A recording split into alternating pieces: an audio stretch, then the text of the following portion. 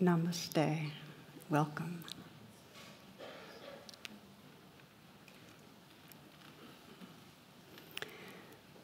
This afternoon I was in my yard and kind of walking past these new daffodils and feeling that sense of what happens when you're getting your first blossoms in your yard in the spring. And it reminded me of that spiritual master who was asked why he meditated. And his response was, so I can see the little purple flowers by the side of the road as I walk into town each day. We practice really to be fully alive, to really engage with this life. And the last class was an exploration of waking up into these bodies and our senses fully, with the understanding that we often live a bit removed from our body. So how to be more alive, really here in our bodies. I'd like to continue that in this class, how this mindfulness of the body, of our senses, really is the portal to full presence, to living from wholeness. And I thought, one of the things just to say is that everything that we most value in our life, whether it's love or creativity or wisdom, feeling fully vibrant, is only available if we're awake in our body. We have to be here for it. And there's a wonderful little verse from the poet Bokonon. It goes like this. Life is a garden, not a road. We enter and exit through the same gate wandering. Where we go matters less than what we notice. Life is a garden, not a road. We enter and exit through the same gate wandering. Where we go matters less than what we notice.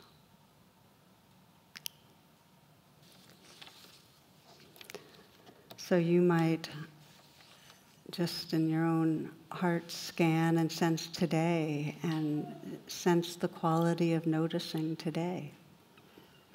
How much did you notice? And by noticing, how much were you really available to those around you? How much did you notice of your own inner life, of the natural world?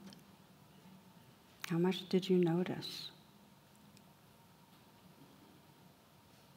And I know for myself when I do a retro scan, what I realize is that huge swaths of today were in my mind thinking, and I was in a virtual reality not noticing these immediate living experiences. I was off, in the future or the past. And so it is with most of us. I call it a thinking trance because in those moments that were often thought, we're not actually listening to the sounds around us. And we're not actually attuned in a felt sense way to what's going on in our bodies. And actually our empathy registrar is kind of dimmed. We're not on full tilt in terms of our aliveness. And this isn't to say that we have to think, we need to think, thinking is part of survival and flourishing. And we overthink. We're not here very much. So we're going to be exploring really how, by being one step removed, we're removed from what most matters. And I often, this always reminds me actually of one of my favorite stories of this. A novice is approaching this Zen master, and he has this burning question. And the question is, what happens to us after we die? And the monk says, I don't know. And this is very, very disturbing to the novice. He says, I thought you were a Zen master, and so on. And the response was, I am, but not a dead one. So what we get is that we cannot think our way into freedom. We can certainly think and solve problems, and we can think and create buildings and flights to the moon and so on, but The big stuff, how to love, how to really connect with each other, the real creativity that comes out of us, the deep wisdom that can look right into reality itself. It is not through thinking. So the inquiry is really, how do we live more fully in the moment in our bodies? And the challenge is that we have huge conditioning to exit our bodies. If I said to you, one of the Zen teachers says, as his instructions, don't go far from your body. Don't leave your body any more than you need to. And if you really practice, say, okay, I'm going to stay in my body, what you find is we get tugged all over the place really, really quickly. And the challenge is that the body is the real wilderness. When we're in our bodies, it's out of control. It's the whole universe's intensity, the heat, the fire, the pain, the pleasure, everything is expressed through these living bodies. So there's an uneasiness with that out-of-control wilderness. It's raw, it's intense. We're much more comfortable exiting a little removed up in the control tower up here, Dip in now and then when it seems safe. George Carlin says, I'm not into working out. My motto is, no pain, no pain. So when there's unpleasantness, we don't want to be here for it. So we're going to explore in this particular session here, how do we come into our body when it's uncomfortable or when it's unpleasant? How do we do that? And we're also going to look at the gifts of embodied presence. So one question I have for you, how many of you actually experience regular pain in your life, physically? Okay, there's a good bunch of us, 75%. I can say for myself, I feel good talking about it because I feel like I've had a qualified amount of experience with it. I've spent enough time with different types of chronic pain, not as much as many people, but enough that I know, and I can be humble about it, that the reflex is very quickly to not want to be here. Like, when I'm feeling sick or uncomfortable, the last thing I want to do is sit down and get into my body. Really, it's just, that's not where I want to be. Any distraction is better, So the first reflex is not to like it, to want it to go away. The second one is, if you have to be around, to try to figure out how you can get rid of it, how you can fix it. Anything but just simply opening to be with what is. So I'd like to emphasize a few things about our universal conditioning, because it's just so not personal. This is not our particular thing that we don't like hanging out in physical discomfort. Even when it's not strongly unpleasant, we have a very compelling habit energy of leaving our bodies. This is even when it's not unpleasant. We have a default setting in our brain that when we don't have a task at hand, our brain is designed to start scanning the past and future. It just does that. It scans, and it's basically trying to reify a sense of self on its way and predicting what's going to go wrong and, trying to make sure to protect ourselves. The more stressed we are, the more feverishly we enter into that default and try to get away from the present moment. It's like we have a bicycle, and the more stressed, the faster we pedal away from the present moment. Does that make sense? Okay. So this happens when we're super stressed, but also just ordinary unease. We don't like being with it. So we leave. We start discursive thinking. We get self-conscious if there's silences. You know how it is on an elevator. The last thing we're going to do is breathe and feel our bodies because it gets really angsty. So we look into an iPhone, anything but just feeling what's here. And we all have our particular habits of exiting from the premises. And one of the story I shared last year with this group was told by a new doctor who's doing his residency in obstetrics. And he describes being really embarrassed doing pelvic exams. And he says to cover his embarrassment, his exit strategy, he didn't put it this way, I am, was he'd whistle softly. And that was, so he did. So there he is, he's working on this middle-aged woman, and he says all of a sudden she burst out laughing, and he got even more, he got just, oh my God. And then he said, well, am I tickling you? I'm really sorry. And she says, no, she has tears running down her cheeks. She says, no, doctor, but the song you were whistling was, I wish I was an Oscar Mayer wiener. The doctor did not submit his name,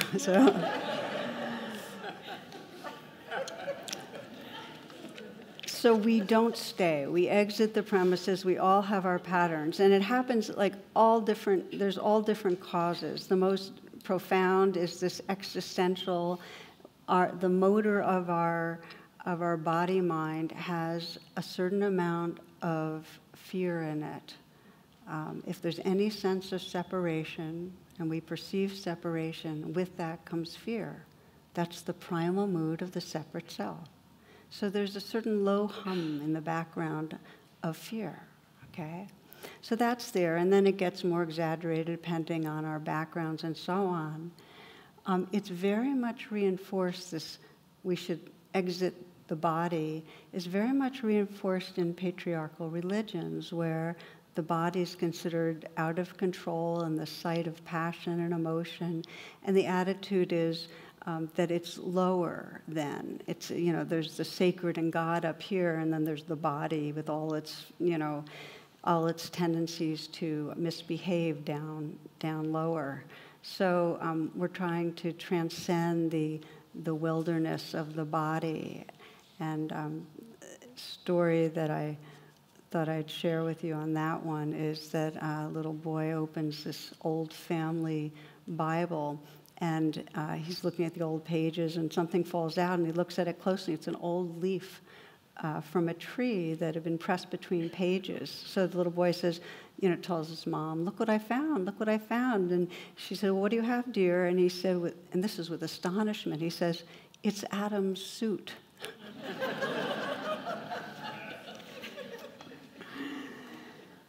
So there's a split that is really evolutionary, where we become less and less inhabiting our body and more living above it and operating on it, that dissociation. And of course, it's deeply exacerbated if we have trauma, if there's some sort of wounding, and if we have physical trauma. It's like the more difficult it is in here, the more we dissociate and we leave. So I'm naming this because it is the universal coping strategy to leave our bodies. Everybody does it to some degree. Now, what's interesting is to start to ask ourselves, what happens to you when you regularly leave your body? Okay, because each of us, we might even have in our minds even a percentage of, 99% of the time or 47% of the time. We're not here and just really inhabiting.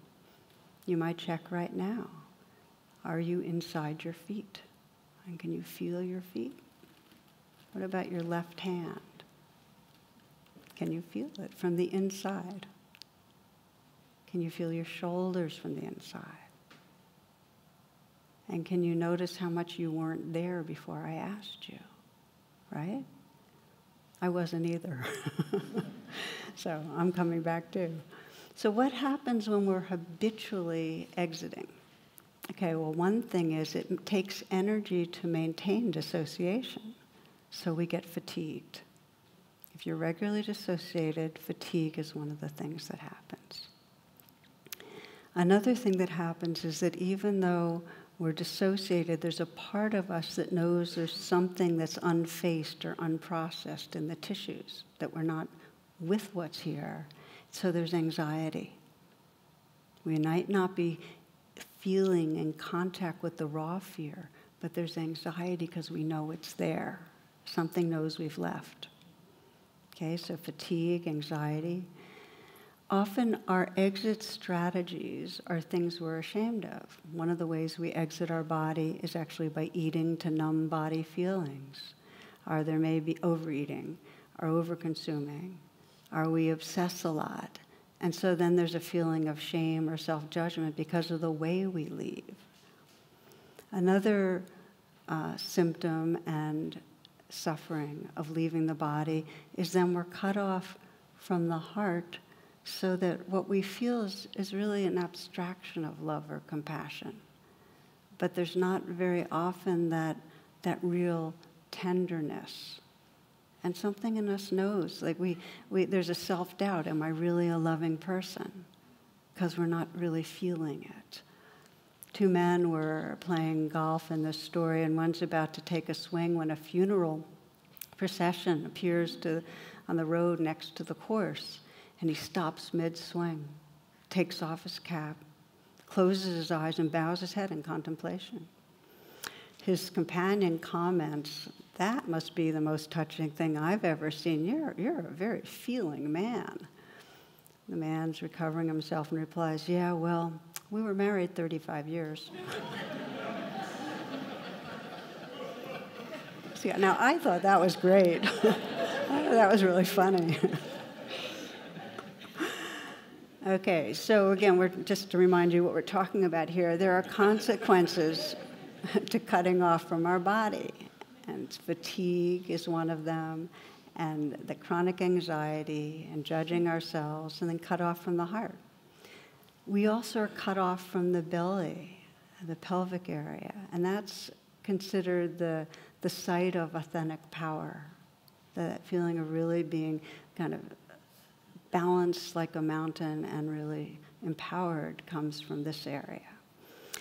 And then finally, we're really cut off from the sources of intuition, the presence that's required to be really intuitive. So there's a cutting off and a missing out that comes when we leave. And yet here we are, and our predicament is, yeah, but being here is difficult. So that's where we're going next. How do we return, and how do we deal with the fact that there can be in the return sometimes very pleasant, sometimes very unpleasant? Last class, and and this is your first time listening, it'll be useful. The classes are all podcasted, it's all free. Last class we talked about how when we exit, we go into a trance. We kind of leave, and we don't know we've left, and we're in a trance, and there's different signs of trance. And so last class we talked about how when we notice the trance, whatever it is, obsessing is a good example, ways that we can pause and interrupt it, even for a little bit, and breathe ourselves back into our body very kindly, even for 5 seconds. Interrupting our exit strategy begins to create new neural pathways in the brain and a new way back. And it takes some time, but that's our strategy for not being lost. The other is a daily practice where in our meditation, we're practicing by being mindful of our bodies. And if you do some of the guided meditations we do here, pretty much every one of them, the key portal to presence is coming into this body and feeling from the inside out the aliveness that's here. Okay. Within that, this is the common denominator of meditation that really brings alive embodied presence. We're continually making a transition from being in conceptual thoughts and going, oh, thinking, and coming back into our body. That is the main shift going on in almost every style of meditation.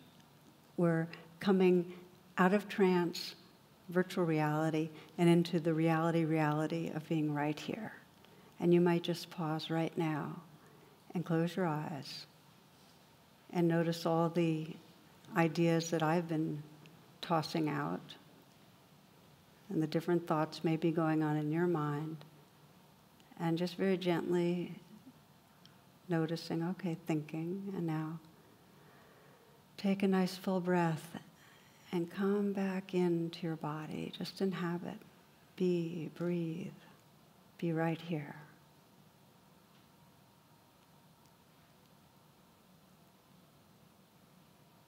And just notice the sense of contact, and that there's a difference between any idea or thought and this living, mysterious presence that's right here.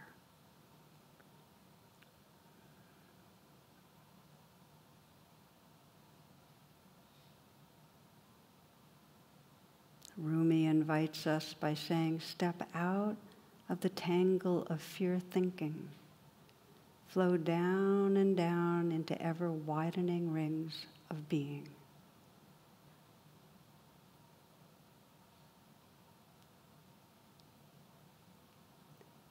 You might, as you're sitting here, raise your hand up. Eyes are still closed, but raise your hand up so it's kind of suspended right in front of you. And then for a moment, open your eyes and take in your hand. Just look at it and just sense this is hand, this is the familiar hand you've been with this lifetime. And anything else that comes as you look at it, if you want to turn it over and see both sides, that's fine. If you want to wiggle your fingers, go ahead. Yeah, go ahead. But then just hold it still again and close your eyes. Close your eyes. And feel your hand from the inside out. You might even slowly sweep it back and forth in front of you, but keep your eyes closed and just feel the sensations from within the sensations, the tingling, the vibrating. And sense to yourself, is there a shape to hand? You might hold still again. Is there a shape to hand? Is there a boundary? If you relax all notions and just open directly to your senses, what is true? What is this? Can you sense this changing, vibrating, tingling flow of sensation? It's almost as if it's rising out of emptiness, dissolving into emptiness. A floating, changing field.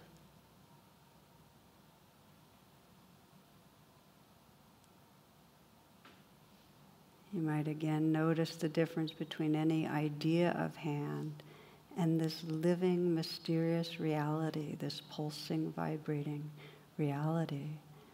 Keeping your eyes closed and then gently relaxing your hand down. Perhaps you can feel both hands now.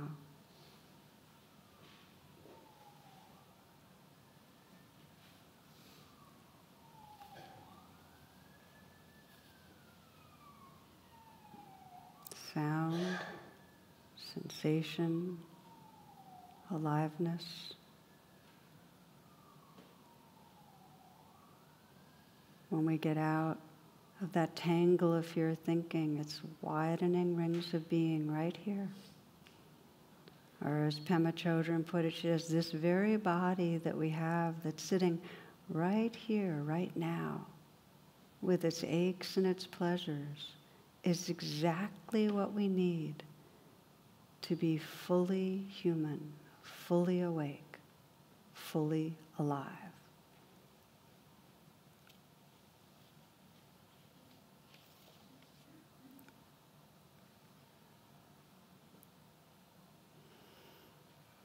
As you're ready, you might open your eyes and have that intention of staying with this aliveness. So a daily practice of coming awake in our bodies makes it a lot easier as we move through the day to have that pathway back well greased.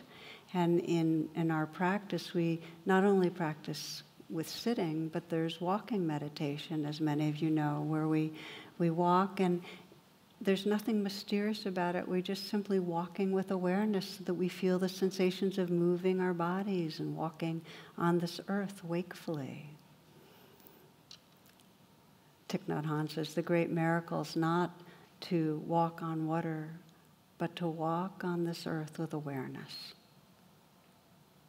You know, a friend of our community here was leading a day-long last weekend here in Washington, and they held it at one of the on the towpath on the C&O Canal, and people were doing walking meditation on the canal. And when they regathered, one woman said she was stopped by a passerby who asked her if she was doing forest bathing. And she, in another way, she probably was, because that's the idea, is that when we walk in awareness with our bodies awake, we really become part of our world. We feel our aliveness and the aliveness, the whole web of aliveness. And it's very, very, very beautiful, and it's like a homecoming.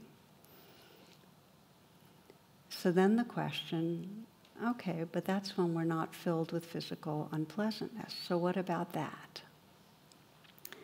So I begin by addressing it by giving you this is, I think, a really cool equation that I've been using for years, which is pain times resistance equals suffering. Okay? So if there's unpleasant sensations and there's zero resistance, what does that mean? No suffering, right? Okay, we're all mathematical here. If there's a huge amount of resistance, it gets really, really bad. So what typically happens when there's physical pain is that right away, if you watch yourself, there's a sense of, oh, something's wrong. How much worse is this going to be? What should I do about it? This could be really, really bad. I think Dave Barry says it best. He says, if you ever experience a medical symptom, such as itching, you can go to the internet, and with just a few mouse clicks, you can discover the reassuring truth. There might be a worm in your brain. Really, Medline Plus, itching can be a symptom of a condition called visceral larva migraines, literally a worm in your brain. Another symptom of brain worm is, and this is a direct quote, irritability. So next time you're irritable. Okay, so what happens, and this is a kind of proliferation in the Pali script, it's called papancha, where one thing happens and then you have a reaction and then another reaction. The typical thing when things are unpleasant is to think, uh-oh, something's wrong, and then what that's going to mean, and then what that's going to mean. And so it's not just unpleasant sensations. We get swamped in misery. So I'm going to give you kind of a sequence of how we can work with that by first sharing a story about one man I knew well from this community. This is a number of years ago, meditated regularly, and he was a runner. And he tore his ACL ligament.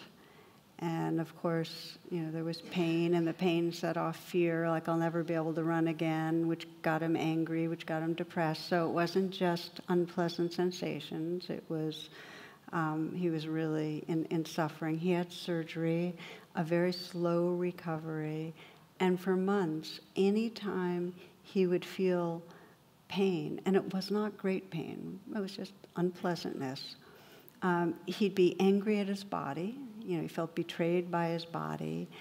He felt the fear, I'll never heal. And he dissociated, he disconnected. He just got caught in his head. He was not really in his body. So the way we worked was to have him, in his practice, begin again to do the body scan and to, soften the eyes and feel his eyes floating and feel his cheeks and relax his shoulders down. Just get into his body more. But when there was unpleasantness in particular, the instructions were, don't call it pain, just think of it as sensation, unpleasant sensation, because pain is a solid block of an identity, but sensation is changing and moving. And to notice, how intense it was, and to soften around it, to feel the soft space around it and just feel it. And then whenever he had a reaction to it, like thoughts, what else is going to happen and so on, to just come back and say, this belongs. This is just the pleasant, unpleasant sensation that belongs in this moment. It's like this wave in the ocean belongs. This is just what's going on in this body right now. And to keep softening around it and to be kind. So he worked with pain in this way, calling it sensation, coming back to it over and over again, getting curious, what does it actually feel like? Feeling the soft space around it, just regarding it kindly. And the more he did that, he recovered naturally anyway, and he couldn't run anymore. Just saying, this is not like a magic fairy tale where he was kind to his pain and he got back all full function. He didn't, but he shifted his exercise regime and was hiking and so on. But he said that he gained something that was precious. He said, when I was running, I was treating my body like it was a machine. But now I'm living from the inside out. So whatever I'm doing, whether it's, hiking or swimming or whatever, I'm inhabiting it fully. His body became precious to him. Science, and there's been a number of double-blind studies on this, has shown that if instead of resisting its pain and resisting, either tensing against it or our minds resisting, if instead, on some level, we allow, and allowing means this belongs, just letting it be, there's actually greater access to our immune system. So I think that's really interesting to the area of the injury. In fact, I remember a friend of mine had psoriasis on both of his arms, and he sent one arm a whole lot of metta, of loving kindness, and it healed faster. That's an N of one, but I thought it was interesting. So these are the basics of working with unpleasantness, is to call it sensation. Become very aware or mindful of how that constellation of sensations changes. Sense the space around it, give it room, let it be there. What if it's really strong? What if it's really strong and it throws us off balance and we can't just be interested in and feel it changing around and being unpleasant? So this is where I want to go next. Just check time here. One of the most valuable practices that I've done with really much more intense physical unpleasantness is to identify the places in my body where it's either neutral or pleasant. And that can sometimes be my hands, or it might be around my eyes or my feet, someplace like that. And then if you think of it as zones, zone one is where there's a real unpleasantness. Let's say you have a really bad lower backache, okay? And then zone two, where it's neutral or pleasant, let's say is the hands. And so what you do is you're pendulating or going back and forth. So you might, for me, if it was my lower back, I'd feel my lower back a little, but then I'd go to my hands and rest and kind of get some resilience and feel myself balanced, and then bring the attention to the lower back for a little bit, and then back to my hands. I mentioned lower back because that was a pain place right as I was scanning that I could feel a little discomfort. And you go back and forth. And as you do that, you find that there's more space that you're living in. You actually make room for the unpleasantness in a way that really is helpful. But at times, if it's really strong, it's not wise to try to be with it. It is wise to move away from it. And because it can really exhaust you or depress you. You can really wipe out on it. So take a break, move the attention elsewhere. Not just to the breath, but you might move the attention to music or to something you're reading or to having a cup of tea. In other words, don't try to stay with it. Sometimes we need support in opening to some larger space so we don't have to stay fixated with the pain. And that's true with emotional pain or physical pain. I was really struck by one story. There's a lot of bringing mindfulness into schools in Washington, D.C., and in one story, bringing it into an inner city school. One little girl, when she was really upset, said she had a new strategy, that when it felt too much for her, she would put her hand on her dog's heart and feel her dog's heart, and that helped to give her enough space or distance so she could then be with what was there. Isn't that a beautiful strategy? That's what I mean by moving away. There's sometimes we need some distance. We need to connect to something else, something larger. Have some tea, be in nature, listen to music, and then come back and feel what's here. So we're not always, it's not like we're always plunging right into the center of what's difficult. Frank Ostaseski, who's a friend and author, who was the founder of Zen Hospice, has many stories of working with people that were going through a lot of physical, really great physical discomfort. He was very close to one of the men that he was accompanying in his death, and he had stomach cancer. And the man asked him to guide him in a meditation because it was so hard to be with. So Frank began, but as soon as he began and said, with the breathing and feeling what's going on, the guy said, this is just too painful to meditate with. So Frank offered to place his hands on the man's belly to help hold the pain. Okay, adding another person in there. And he said, how's that? And the man said, well, that's a little better. And then Frank put his hands a little further away from the man's belly.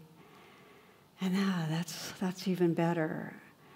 And so Frank invited him to rest, to sense his hands kind of holding the space around this man and just to rest in that space there. And the man said, okay, just rest in love.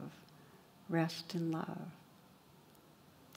And from then on, whenever he had a whole lot of pain, he was using morphine, but whenever he had a lot of pain, and he couldn't just penetrate and feel the direct sensations, it was rest in love, because he could sense Frank's presence, something larger helping him to hold the pain.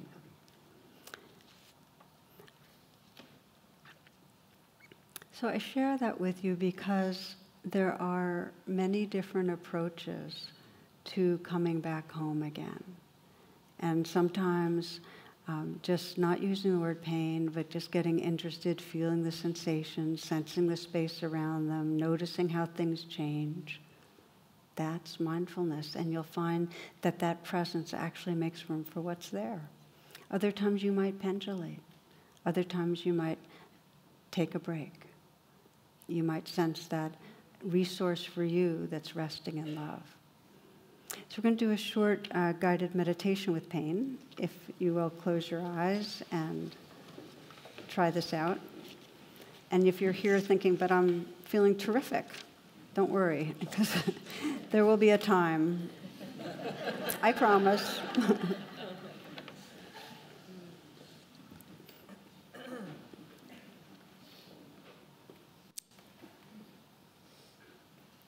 Please sit in a way that's comfortable.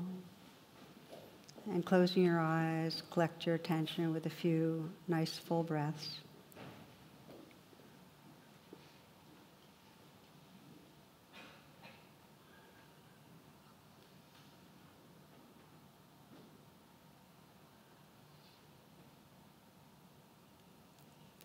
And now scanning your body, noticing if there's any area of discomfort, of unpleasant sensations.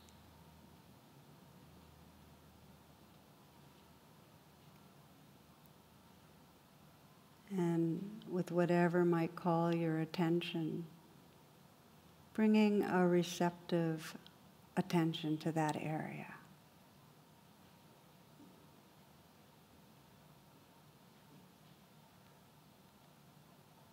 Noticing what happens as you begin to be present with the sensations.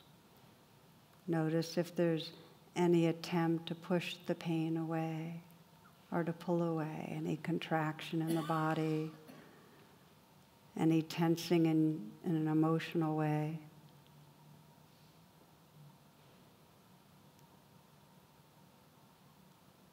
And if there's added thoughts of what might be wrong, just to notice them as other layers of resisting. Not to judge that, but just to notice it, include it in your awareness. And if it's tolerable, letting your intention be to remain present. Perhaps sending that message, you belong. Allowing the unpleasant sensations to be just as they are. Regarding them with interest, with gentleness.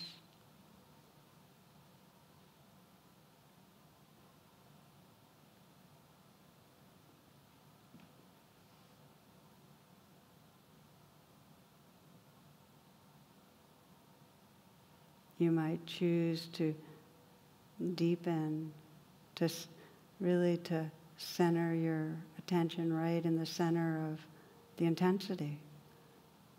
As if you're sensing from inside out the experience of the sensations. It might be helpful to even name burning, aching, twisting, tearing, stabbing, throbbing. Noticing how they're changing.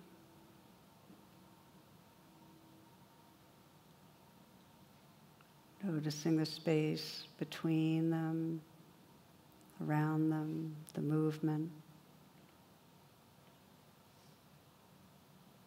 And if they're strong, taking some moments to sense more of the soft space outside of the constellation of unpleasantness.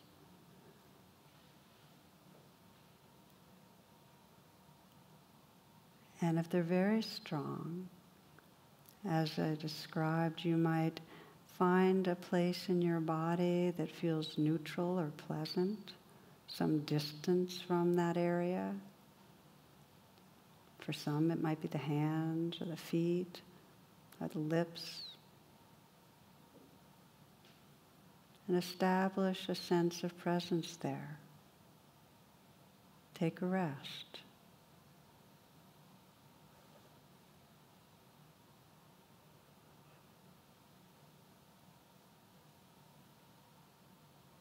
And as you feel ready, you might feel the presence in that place that's neutral or pleasant, and then bring the attention back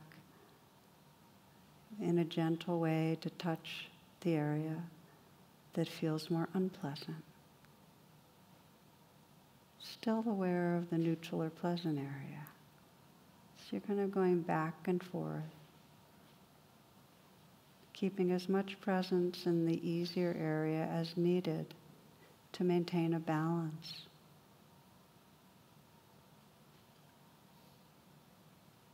Notice how it opens up space more generally. It widens your perspective.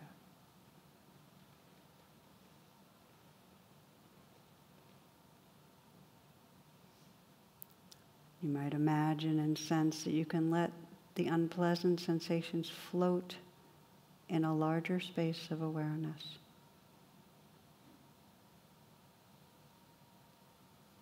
Soft attention, noticing their natural change, the dance of change.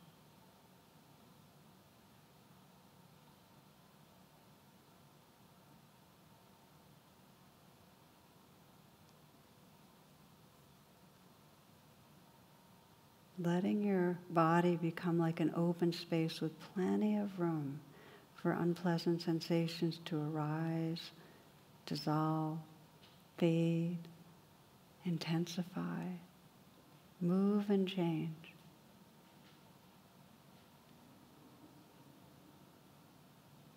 No holding, no tensing against.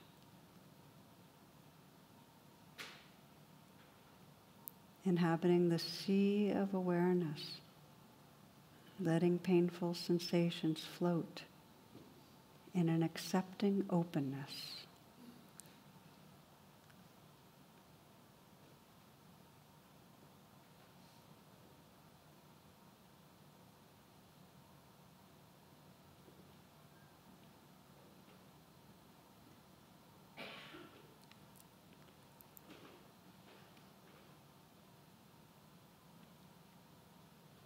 Notice who you are when you're not fighting pain, when you're letting be. And if you'd like to open your eyes, please feel free.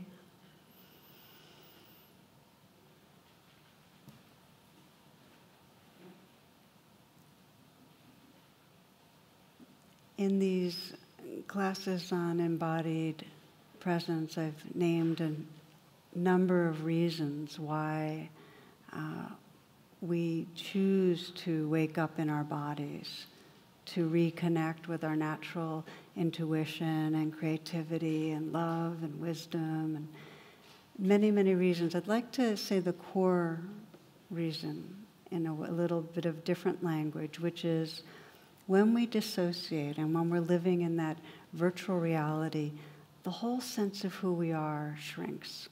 We're living in the story of a self. But when we start waking up into our body, we wake up into this mysterious aliveness that's really sourced in awareness. So our whole sense of identity shifts. We're no longer inside that story. We're in a much more mysterious, open field of awareness. And this, for me, was a very profound part of my working with illness. I often tell the story of, about 8 years of a decline in chronic pain and sickness and not really knowing if there was a way out. I'm a lot better now. There was a prayer during that period, really, which was, in some way, may I find some freedom in the midst? Okay, it's going to be like this, but can this life have meaning? Can I feel loving and alive anyway, even though it's unpleasant? And my practice was exactly what we're exploring. And I wrote this up a lot in True Refuge, because I had to find refuge when we're in pain. And as I described in True Refuge, the practice was, in some deep way, to say, this belongs. That this unpleasantness, whatever's going, this is the waves in this ocean right now. And to the degree that I could let it be there was a relaxing back to be the ocean. I was no longer fighting. I was resting in a very open and tender awareness. And that was the gift of staying, of coming back and being with what's there. The poet Hafez writes it this way. He says, please stay near to me. Please stay near to me, and Hafez will spin you into love. Stay near. Stay right here with what's going on. We can't do it all the time. Sometimes we need a break. But if you dedicate yourself to training to be awake in these bodies, you will be dedicating to this portal that actually introduces you to the truth of who you are. Because it's when we feel directly the sensations of aliveness, we're right at that place where we begin to sense form and formlessness. We begin to open to the mystery. So I invite you for one last time to close your eyes as we close together.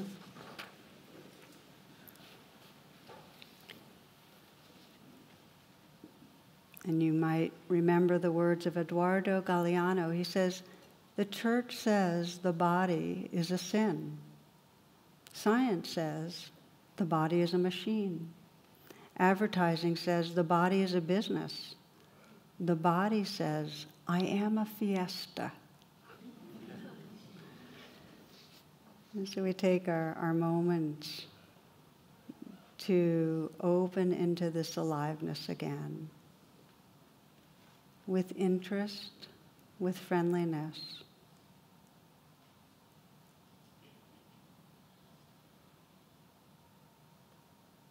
Feeling this living dance of sensation, letting it all belong.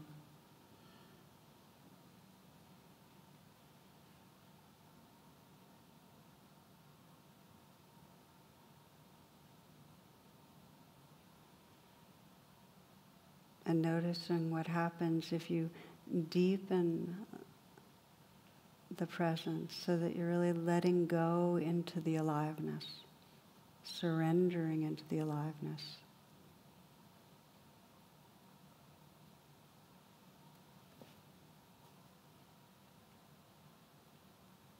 Relaxed and awake with this flow, moment to moment.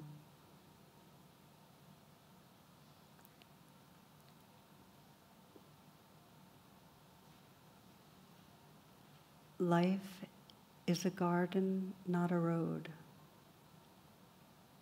We enter and exit through the same gate wandering. Where we go matters less than what we notice.